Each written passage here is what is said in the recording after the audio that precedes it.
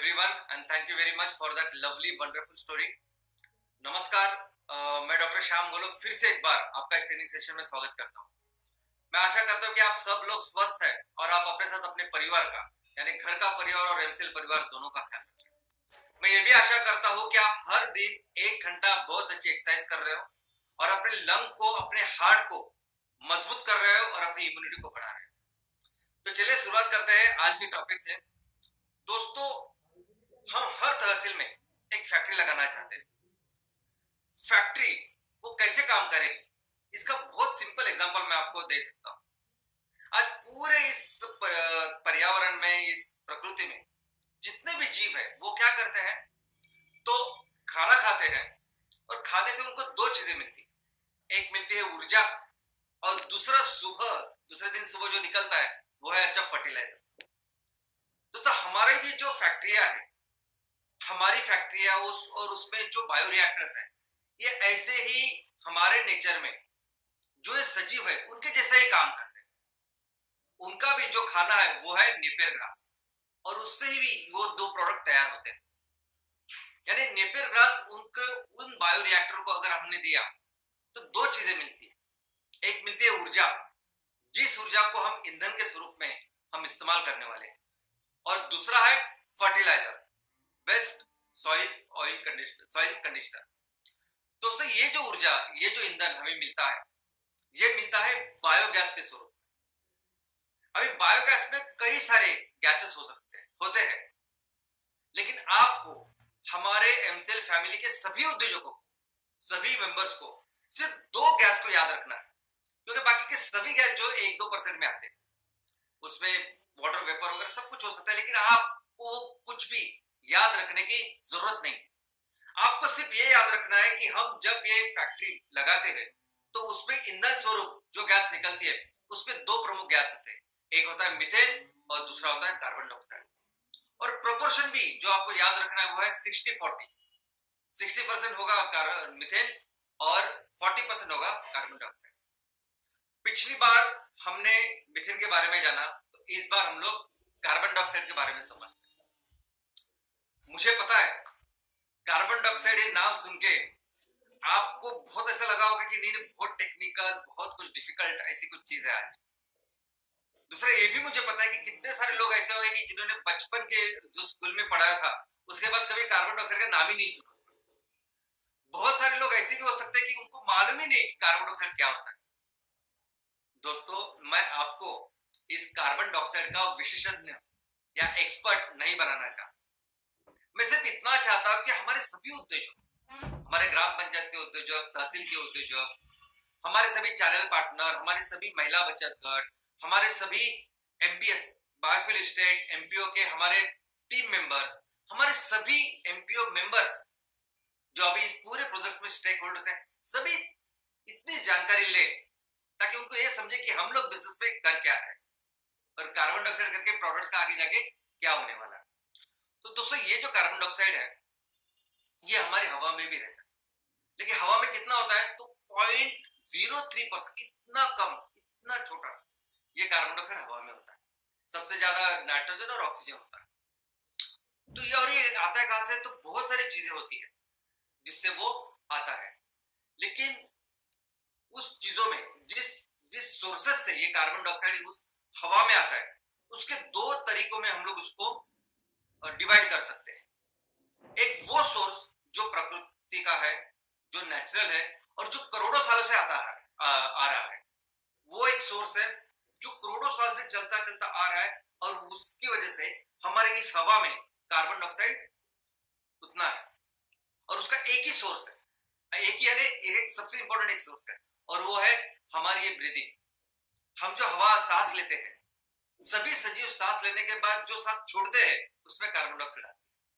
हम ऑक्सीजन लेते हैं और ऑक्सीजन को यूटिलाइज करके कार्बन डाइऑक्साइड बना के उसको छोड़ देते हैं। तो सबसे ज्यादा सजीव कहाँ है, पानी में है। हमारे पृथ्वी के ऊपर सबसे ज्यादा पानी है, 70% पानी है। तो ये पानी से सबसे ज्यादा ऑक्सीजन, ये कार्बन डाइऑक्साइड निकलती है। तो सबसे ज्यादा लगभग 42% ये जो कार्बन डाइऑक्साइड है, ये पानी और वातावरण का जो जगह होती है वहां से शुरुआत होती है। और बाद में लगभग 28% जो कार्बन डाइऑक्साइड है जो हमारे पृथ्वी के ऊपर जो सजीव होते हैं उनसे आती है।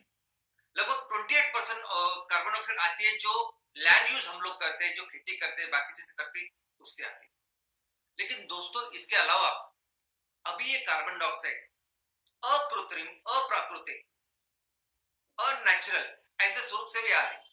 पिछले 150-200 सालों से हम इस कार्बन डाइऑक्साइड को बढ़ा रहे हैं, जिसको बोलते हैं कि मानव निर्मित कार्बन डाइऑक्साइड के सोर्सेस। अभी मानव जो कार्बन डाइऑक्साइड को निर्माण कर रहा है और उसके सोर्सेस आप जानेंगे तो नंबर 1 87% ये कार्बन डाइऑक्साइड आता है, ये हमारे खनिज ईंधनों की वजह से। लगभग 9% ये आता है हमारे लैंड यूज, जो हम लोग अलग अलग जमीन या कंस्ट्रक्शन निर्माण कार्य करते हैं उसकी वजह से, और 4% आता है ये हमारी इंडस्ट्रीज की वजह से। तो ये 0.03% वाला कार्बन डाइऑक्साइड है। लेकिन दोस्तों आज जिस मकसद के लिए हम लोगों ने पूरा संगठन का कार्य चालू किया है, इस ये आंदोलन पूरी दुनिया में हम लोग फैला रहे हैं। एक ऐसा उद्देश्य जिसके लिए हम लोग सब मिलकर काम कर रहे हैं, और वो है हमारे धरती को, हमारे इस धरती माँ को, इस पूरे पर्यावरण को बचाना। क्योंकि आज जिस संकट की वजह से पूरी दुनिया खतरे में है वो है ग्लोबल वार्मिंग। और आपको सुन के ताज्जुब होगा कि इस ग्लोबल वार्मिंग का संकट का सबसे बड़ा कारण है ये कार्बन डाइऑक्साइड। आज जिसके लिए हम सभी लोग इतने दिन रात मेहनत कर रहे हैं, दिन रात सेमिनार्स कर रहे हैं, लोगों को बता रहे हैं, पूरी दुनिया में न जाने कितने लोग इसके लिए उतरे हुए। उस संकट का नाम जो ग्लोबल वार्मिंग है, उसका कारण है कार्बन डाइऑक्साइड। और ये इतना गहरा बनता जा रहा है दिन ब दिन। आज हम लोग यहाँ सेमिनार कर रहे हैं, लेकिन क्या आपको पता है मध्य प्रदेश में चंबल खाड़ी में आज क्या परिस्थिति है? रिकॉर्ड ब्रेक, कभी भी इतना नुकसान बाढ़ से नहीं हुआ। इतनी बड़ी बाढ़ मध्य प्रदेश में, उस प्रदेश में कुछ दिन पहले ही अभी महाराष्ट्र में 15 दिन से ज्यादा वो इतनी बाढ़ थी।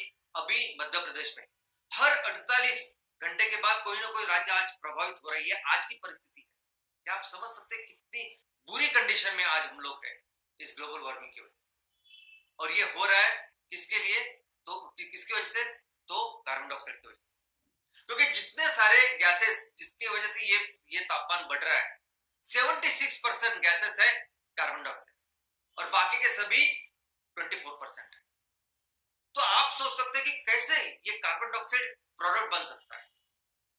लेकिन दोस्तों ये कार्बन डाइऑक्साइड अगर आप देखोगे तो इतना इंपॉर्टेंट है कि ये ग्लोबल वार्मिंग में जो भी चीज आप करते हैं, यानी ग्लोबल वार्मिंग को बढ़ाते हैं, ग्लोबल वार्मिंग को कम करते हैं, ये सभी का परिमाण जो होता है वो कार्बन डाइऑक्साइड के साथ होता है।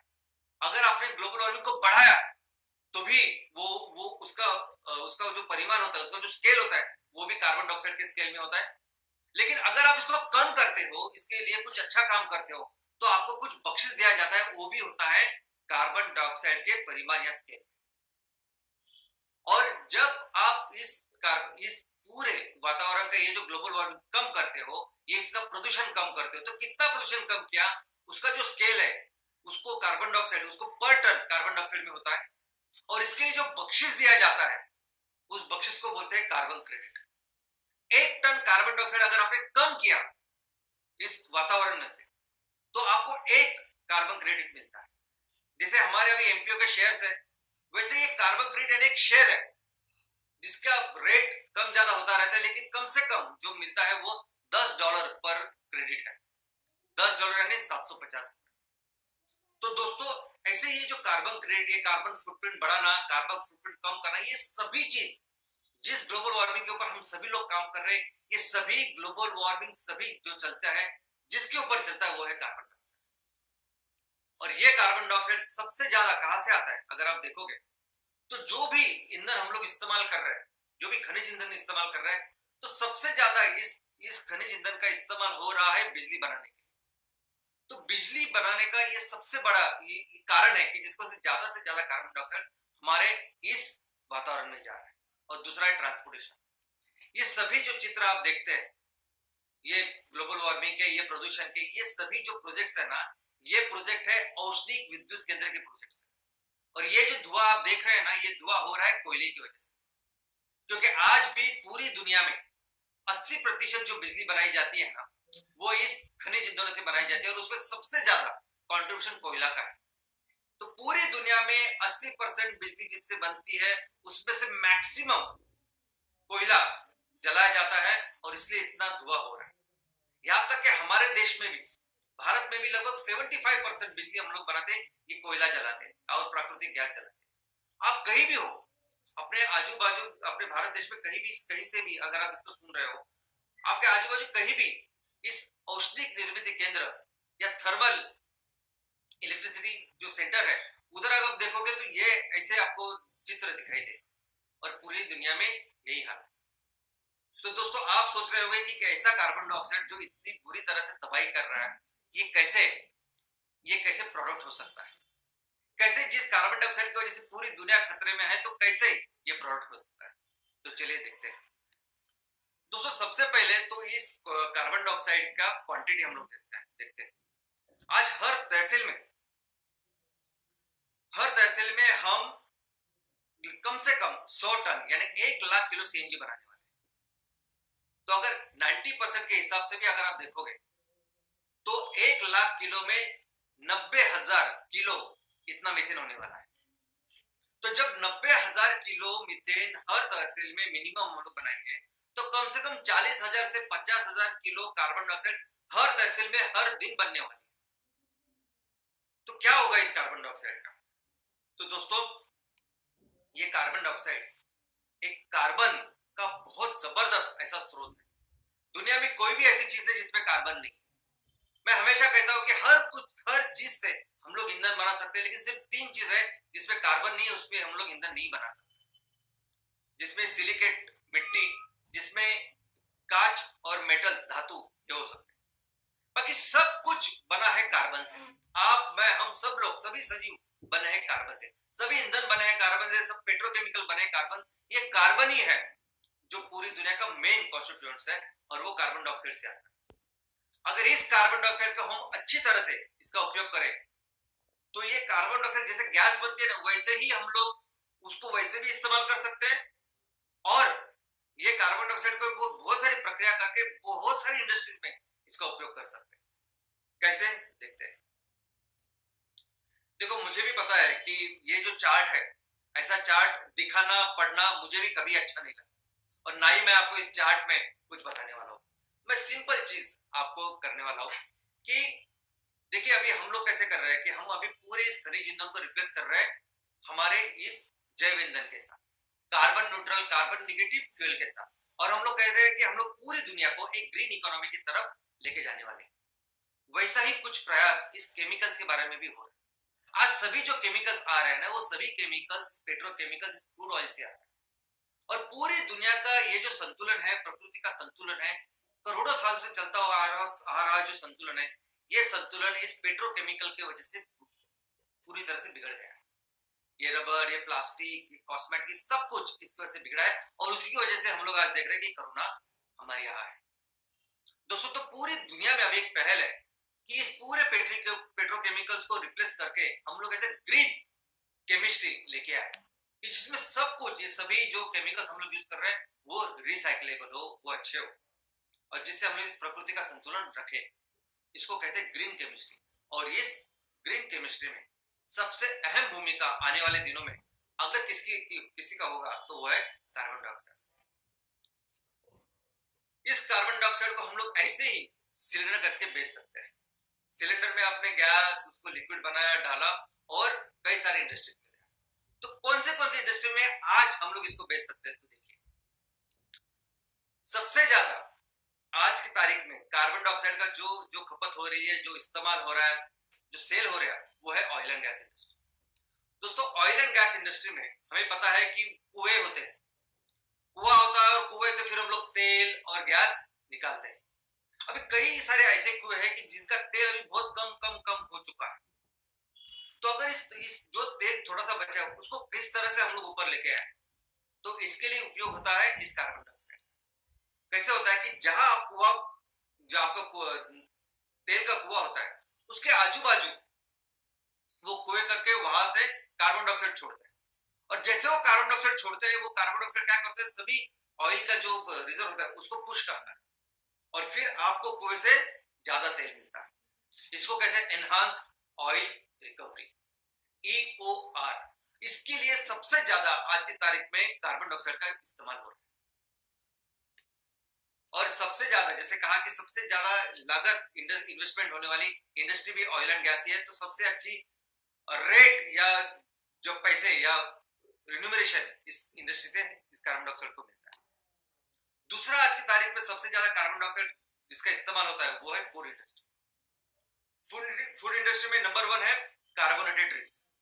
दोस्तों, सभी कोल्ड ड्रिंक्स जिसमें वो कार्बन डाइऑक्साइड होता है, जिसमें वो बबल्स आते हैं, तो ये सभी कोल्ड ड्रिंक्स, ये बियर, ये वाइन, इसको बनाने में कंपलसरी कार्बन डाइऑक्साइड लगता है और आज बहुत बड़ी मात्रा में ये इसको इस्तेमाल करते हैं।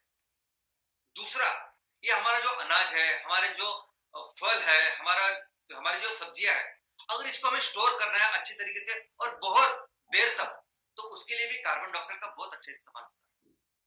क्योंकि अगर जिस रूम में ये रखा है उस रूम में अगर हम लोग कार्बन डाइऑक्साइड डालें तो ये कैसे खराब होती है, ये सब सब्जियां और हमारे सब कुछ सब्जियां और धान, तो ये होती है जीव जंतु से। तो ये जीव जंतु, कोई भी जीव जंतु दुनिया में, तो उसको तैयार होने के लिए और उसको मल्टीप्लिकेशन होने के लिए लगता है ऑक्सीजन। लेकिन जब भी आप कार्बन डाइऑक्साइड उस पर डालते हो तो ये उनको ऑक्सीजन मिलता नहीं है और कोई भी जीव जंतु की उत्पत्ति नहीं होती, ये कोई भी चीज खराब नहीं होती। और सबसे अच्छी बात यह है कि कार्बन डाइऑक्साइड का इस्तेमाल करने के बाद आपका ये जो अनाज है, आपके ये जो सब्जियां या फल है, इसमें कोई भी तरह का इसका विपरीत परिणाम नहीं होता, ना टेस्ट में होता है ना उसके कॉन्स्टिट्यूशन में होता है। दोस्तों, कोई भी इस फूड या कोई भी ऐसी चीज कितनी अच्छी है ये देखने के लिए भी कार्बन डाइऑक्साइड का इस्तेमाल होता है। क्योंकि मैंने जैसे कहा कि कोई भी चीज जैसे खराब होने लगती है, इसका मतलब वहां वो माइक्रो ऑर्गेनिजम्स बढ़ने लगते हैं और जब भी वो काम करते हैं तब अपना ऑक्सीजन इस्तेमाल करके कार्बन डाइऑक्साइड छोड़ते हैं। तो उसमें कितना कार्बन डाइऑक्साइड तैयार हो रहा है, कितना कार्बन मोनोऑक्साइड तैयार हो रहा है, वो देख के आपकी फूड क्वालिटी कितनी है वो चेक होती है, उसमें इसकी जरूरत है। और ये जो इंडस्ट्री, ये आइसक्रीम इंडस्ट्री है, आइसक्रीम इंडस्ट्री में भी इसका कंपलसरी उपयोग होता है कार्बन डाइऑक्साइड का, क्योंकि ये जो आइसक्रीम आप देख रहे हैं इसको जो हार्डनेस आती है वो आती है कार्बन डाइऑक्साइड की वजह से। तो दोस्तों, इसके अलावा अभी एक नया उपयोग, नया एप्लीकेशन कार्बन डाइऑक्साइड का बढ़ रहा है और वो है कंक्रीट डोजिंग। दोस्तों, जैसे मैंने कहा कि पूरे ये जो ग्लोबल वार्मिंग हो रही है कार्बन डाइऑक्साइड में, एमिशंस में, ये जो कंस्ट्रक्शन है, ये लैंड यूज है, उसका 9% कंट्रीब्यूशन है और सबसे ज्यादा कंट्रीब्यूशन आता है सीमेंट से। सीमेंट जो हमारे निर्माण कार्य में, कंस्ट्रक्शन में उसका इस्तेमाल होता है, उससे बहुत ज्यादा ग्लोबल वार्मिंग होती है।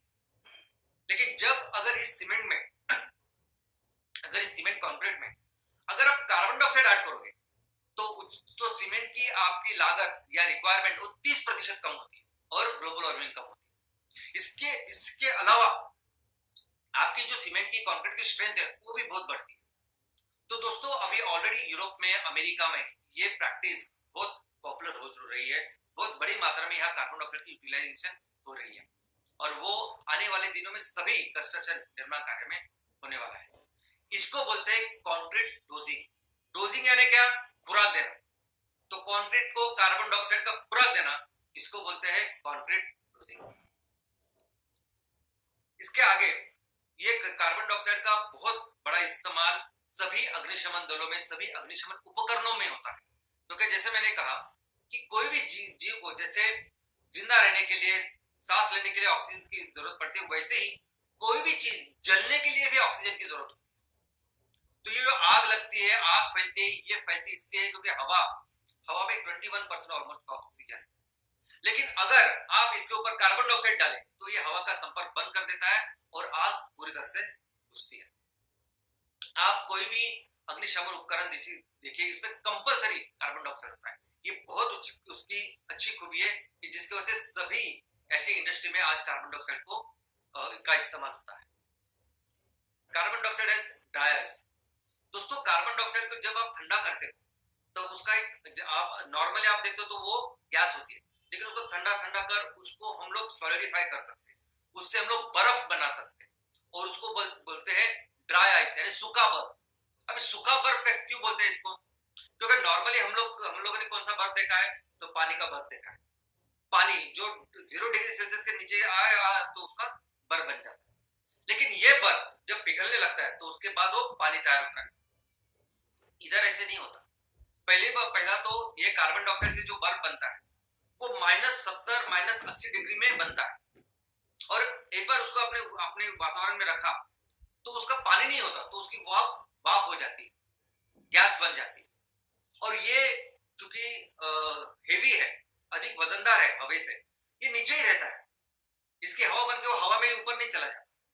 तो आपने देखा होगा बहुत सारी ये फिल्म इंडस्ट्री, कोई भूत की या कोई डरावनी मूवी है और वहां अगर दिखाना है कि वहां बहुत सारा धुआं है, वह फॉग है, तो उसमें ड्राई आइस का इस्तेमाल होता है, क्योंकि वो धुआं तो बनता है और उधर ही रहता है, वो ऊपर नहीं चला जाता।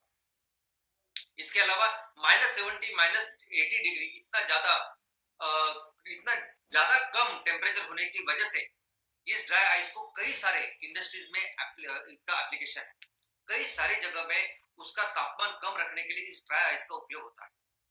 कई सारी ऐसी चीजें हैं जो मेटल से लेके बहुत सारी ऐसी चीजें कि जो जिसमें ड्राई आइस का उसका तापमान का उपयोग किया जाता है, और यहाँ भी हम लोग इसको इसको सप्लाई कर सकते हैं। इसके अलावा कार्बन डाइऑक्साइड ये मेटल सोल्डरिंग और वेल्डिंग में भी काम करता है। आप जो भी मेटल्स, अलग अलग मेटल्स होते हैं, उनका सोल्डरिंग और वेल्डिंग का काम होता है। इसमें अलग अलग गैसेस का मिश्रण का उपयोग होता है। कार्बन डाइऑक्साइड ये बहुत सारे मिश्रण में होता है। यहाँ तक कि कार्बन डाइऑक्साइड इतना फाइन काम करता है कि अगर आपकी लेजर वेल्डिंग, यानी ऐसी वेल्डिंग जो आपको समझेगी भी नहीं कि यहाँ वेल्डिंग हुई है, तो इतनी अगर फाइन, सुपर फाइन अगर वेल्डिंग करनी है तो उसमें कार्बन डाइऑक्साइड का इस्तेमाल होता है।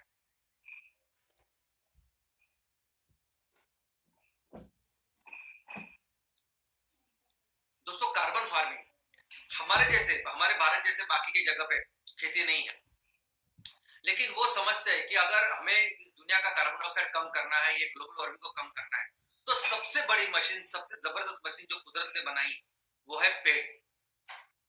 तो इस पेड़, जैसा जैसा मैंने कहा कि आज हमारे फैक्ट्री में जैसे वो खाना क्या है तो नेपियर घास, लेकिन सभी पेड़, सभी एग्रीकल्चर, सभी सिस्टम में अगर वो उनका कुछ खाना होगा तो है कार्बन डाइऑक्साइड। यानी जिस कार्बन डाइऑक्साइड हमें जो इतनी तकलीफ दे रहा है, वही कार्बन डाइऑक्साइड को अगर सही जगह पे आप इस्तेमाल करें तो वो बहुत बड़ी मात्रा में आपका बहुत काम भी आ सकता है। और इसको ही कहते हैं कार्बन फार्मिंग, कि इस कार्बन डाइऑक्साइड का इस्तेमाल करके कैसे हम लोग ज्यादा से ज्यादा अच्छी फार्मिंग, ज्यादा से ज्यादा अच्छी एग्रीकल्चर कर सके, इसका नाम है कार्बन फार्मिंग। तो इसमें इस कार्बन डाइऑक्साइड का इसलिए इस्तेमाल होता है कि कैसे हम लोग एग्रीकल्चर से ज्यादा उत्पादन। हमारा नेपियर ग्रास तो है ही। नेपियर ग्रास अगर 1 हेक्टेयर में 500, 600, 700 टन अगर आपको बायोमास देता है, तो इसका मतलब कितना सारा कार्बन डाइऑक्साइड वो वातावरण से लेता है और उसका अनाज में रूपांतर करता है। लेकिन आने वाले दिनों में जब ये कार्बन डाइऑक्साइड ज्यादा क्वांटिटी में हम लोग इस्तेमाल करने वाले हैं, वो हम डायरेक्टली हमारे ऐसे फार्मिंग के लिए इस्तेमाल कर सकते हैं कि जो नेपियर ग्रास से भी ज्यादा बायोमास दे सकता है, जो दुनिया का सबसे एफिशिएंट प्लांट है। और उस वनस्पति का नाम है अलगे, शैवाल। दोस्तों, अलगे एक ऐसी वनस्पति है कि जो बहुत फास्ट ग्रो हो सकती है, और बहुत फास्ट ग्रो होने के लिए उसको चाहिए उसका खाना यानी कार्बन डाइऑक्साइड।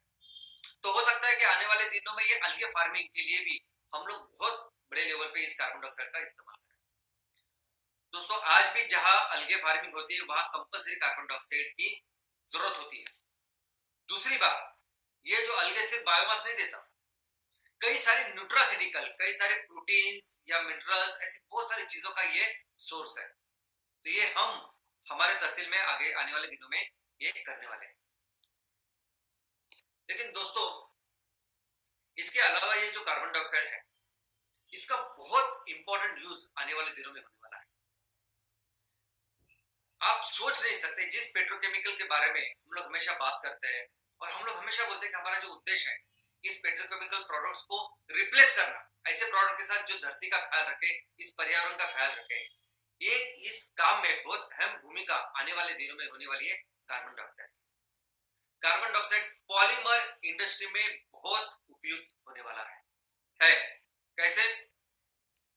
पहले तो जानते हैं पॉलीमर क्या है। तो आज समझे ये सभी जो पेट्रोकेमिकल, ये जो रबर, ये जो प्लास्टिक, ये सब कुछ जो है ना पेट्रोकेमिकल्स आता है, इसको पॉलीमर बोलते हैं बिकॉज इसका एक एक मॉलिक्यूल बहुत सारे एक सिंगल मॉलिक्यूल से बनता है। पॉलीमर मोनोमर से बनता है पॉलीमर, इसलिए उसको बोलते हैं पॉलीमर। लेकिन सिंपल अगर आपको समझने की भाषा में मैं बोलूं तो ये सभी रबर, सभी प्लास्टिक, सभी पीवीसी पाइप, सभी आपके घर के फर्नीचर, सभी ये स्कूटर और यार जो कुछ वो पीवीसी इस्तेमाल होता है, जो प्लास्टिक इस्तेमाल होता है, जो कुछ हार्ड चीज इस्तेमाल होती है, वो सब उसको मिलके बोलते हैं पॉलीमर। और इस पॉलीमर में कार्बन डाइऑक्साइड क्या कर सकता है? तो दो तरीके से काम कर सकता है। एक तो आज की तारीख में आप जो भी प्लास्टिक, रबर आज जो आप इस्तेमाल करते हैं, अगर आपने उसको ऐसे ही डाला जमीन में तो 1000 साल तक उसको कुछ नहीं होगा, उसका डिग्रेडेशन ही नहीं होता, डाइजेशन ही नहीं होता। लेकिन जहां ये तैयार होता है उस फैक्ट्री में अगर आप कार्बन डाइऑक्साइड लेके उसका निर्माण करोगे तो कार्बन डाइऑक्साइड क्या करता है, ये जो प्लास्टिक रबर तैयार होता है ना उसके अंदर जाके बैठता है। तो जो चीज अदरवाइज 1000 सालों तक डिग्रेड नहीं होती वो इमीडिएटली डिग्रेड हो सकती है। तो कितना बड़ा ये पूरे प्लास्टिक, ये पूरा जो आज जो हम लोग देख रहे हैं, ये पूरा हम लोग इसको इस तरीके से कन्वर्ट कर सकते हैं कि जो सस्टेनेबल बन जाए, जिसको आराम से हम लोग कन्वर्ट, डिग्रेडेशन, डाइजेशन कर पाए। और इसको कहते हैं सस्टेनेबल केमिकल्स। यानी आज के सभी केमिकल्स, आज के सभी पेट्रोकेमिकल प्रोडक्ट्स को सस्टेनेबल प्रोडक्ट्स बनाने में बहुत अहम भूमिका हो सकती है कार्बन डाइऑक्साइड। लेकिन इसके आगे जाके ऐसी चीज जो कार्बन डाइऑक्साइड कर सकता है वो ये है कि ये जो हम लोग अभी आज पेट्रोकेमिकल के प्रोडक्ट्स बना रहे हैं, इसका सभी रॉ मटेरियल कहां से आता है? क्रूड ऑयल से आता है। क्रूड ऑयल से ये सब कुछ बनता है। लेकिन क्रूड ऑयल को पूरी तरह से हटा के क्रूड ऑयल के जगह पे हम लोग किसान जो तैयार कर सकते हैं, जो हमारे खेतों से आ सकता है, ऐसी चीजों को लेके और कार्बन डाइऑक्साइड को लेके हम पेट्रोकेमिकल्स बना सकते हैं। दोस्तों ये bio plastic, bio rubber, bio packaging, bio chemicals, bio furniture, ये सब कुछ हो सकता है जो 100% डाइजेस्टेबल होगा, 100% बायोडिग्रेडेबल होगा और इसकी वजह से कोई भी पर्यावरण की हानि नहीं होगी। तो सोचिए जो सपना हम लोग देख रहे हैं कि 100% इस पेट्रोकेमिकल्स को रिप्लेस करने का, वो कार्बन डाइऑक्साइड कर सकती है। ये पूरे अल्टरनेट प्रोडक्ट्स को हम लोग पूरी तरह से रिप्लेस करने का जो पोटेंशियल है वो आज इस कार्बन डाइऑक्साइड में। अगला सबसे इंपॉर्टेंट चीज, यानी कार्बन डाइऑक्साइड से मिथेनॉल तैयार होता है। आप बोलेंगे मिथेनॉल क्या है? क्या फर्क, क्या होता है, क्या है मिथेनॉल, क्या हो, क्या बन सकता है मिथेनॉल करके, क्या होने वाला है, क्या फायदा उसका? तो दोस्तों ये जो इंडस्ट्री आप देख रहे हैं ना, ये जो फैक्ट्री आप देख रहे हैं, ये आपको रिफाइनरी लगेगी, ये रिफाइनरी नहीं है, ये मिथेनॉल तैयार करने की फैक्ट्री है। और सिर्फ एक नहीं है, ऐसे कई सारी फैक्ट्री है पूरी दुनिया में। यह है मिथेनॉल। मिथेनॉल ये अल्कोहल है, इतने सारे जगह में उसके एप्लीकेशंस है कि आप सोच नहीं सकते। ये मिथेनॉल से डायरेक्ट हम लोग बायोडीजल बना सकते हैं जो 100% डीजल को रिप्लेस कर सकता है। यानी एक बार कार्बन डाइऑक्साइड से हमने मिथेनॉल बनाया तो 100% सभी डीजल की गाड़ियां इस पे चल सकती है बायोडीजल। आज की जो ईंधन है उसपे भी इसको ब्लेंडेड हम लोग फ्यूल कर सकते हैं। जहाज में उपयोग कर सकते हैं, फर्टिलाइजर, प्लास्टिक्स, फार्मास्यूटिकल प्रोडक्ट्स और ये टीवी के स्क्रीन वगैरह सभी जगह पे इस मिथेनॉल का इस्तेमाल होता है। मैं आपको दिखाता हूँ कि मिथेनॉल क्या है। ये जो चित्र आप देख रहे हैं ना, इस चित्र में जो कोई सब कुछ आप देख रहे हैं वो सब कुछ मिथेनॉल से तैयार हो सकता है।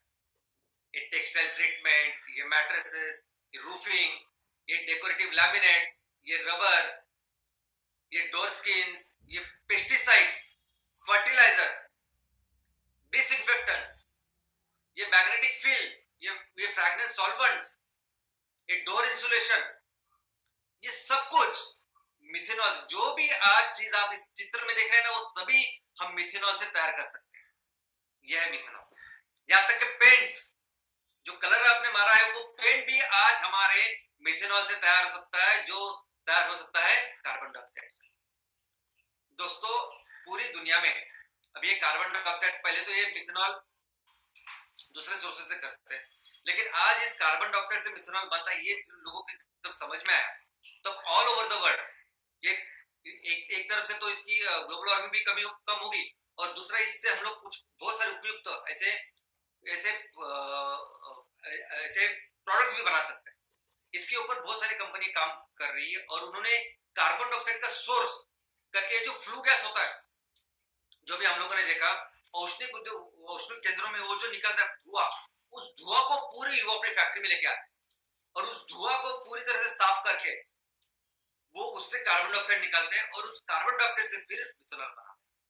ये जो नई बड़ी बड़ी फैक्ट्री आप देख रहे हैं, ये फैक्ट्री भी कार्बन डाइऑक्साइड टू मिथेनॉल की है, एक्चुअल फैक्ट्री। हमारे देश में भी ये फैक्ट्री भी बनने जा रही है।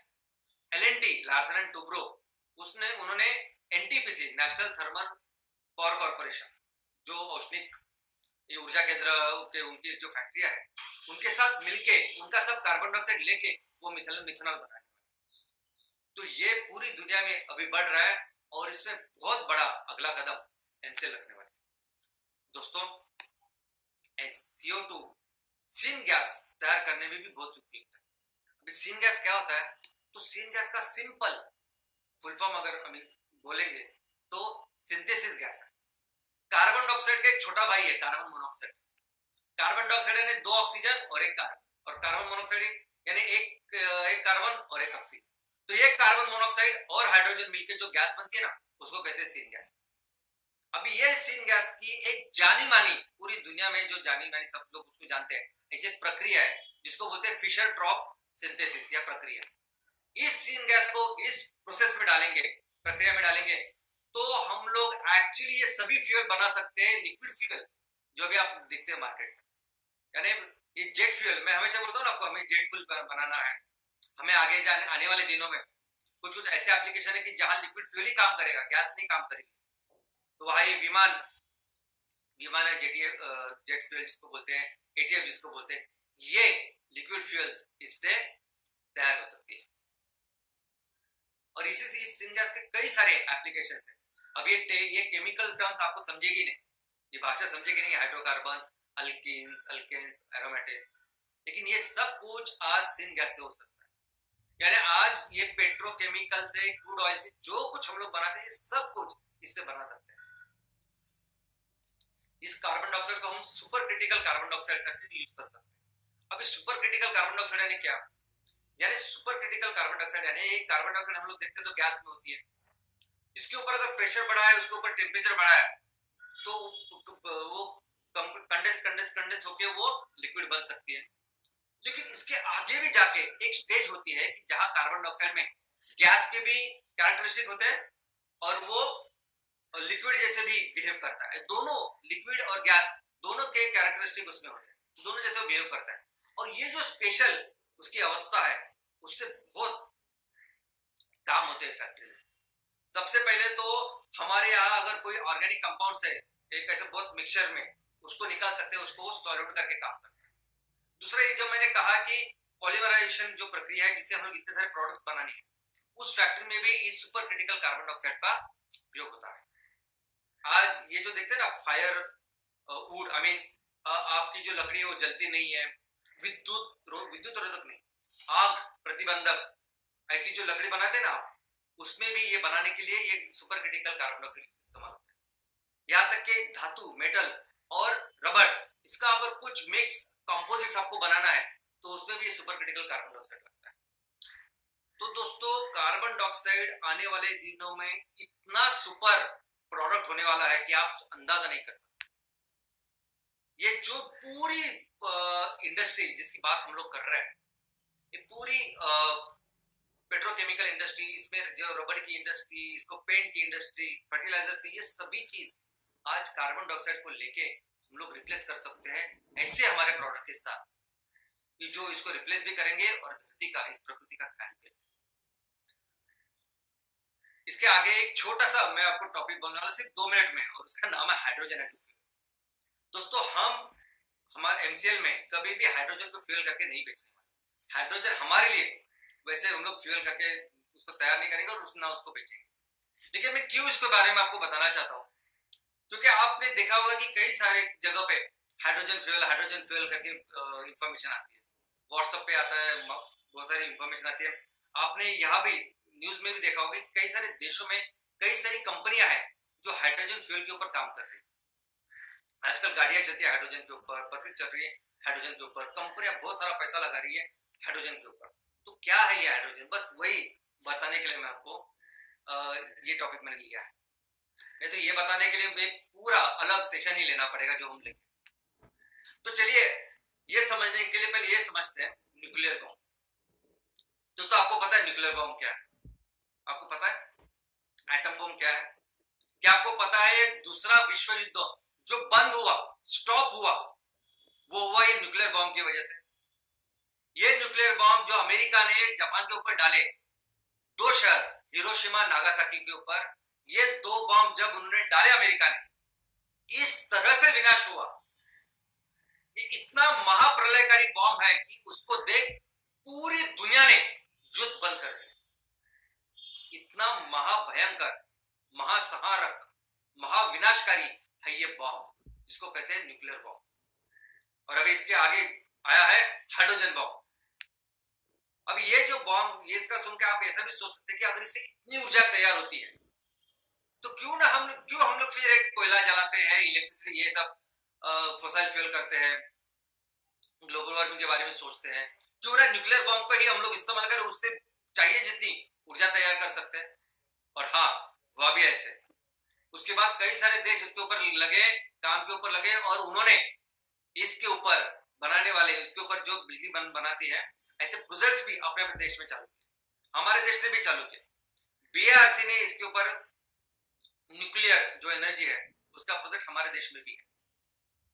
लेकिन लोगों को ये भी पता चला, ये पहल भी आ गई कि जिस बेनिफिट के लिए हम लोग बात कर रहे हैं और जिस बेनिफिट के लिए हम लोग प्रोजेक्ट लगाना चाहते हैं, सोचिए उसके खतरे के बारे में।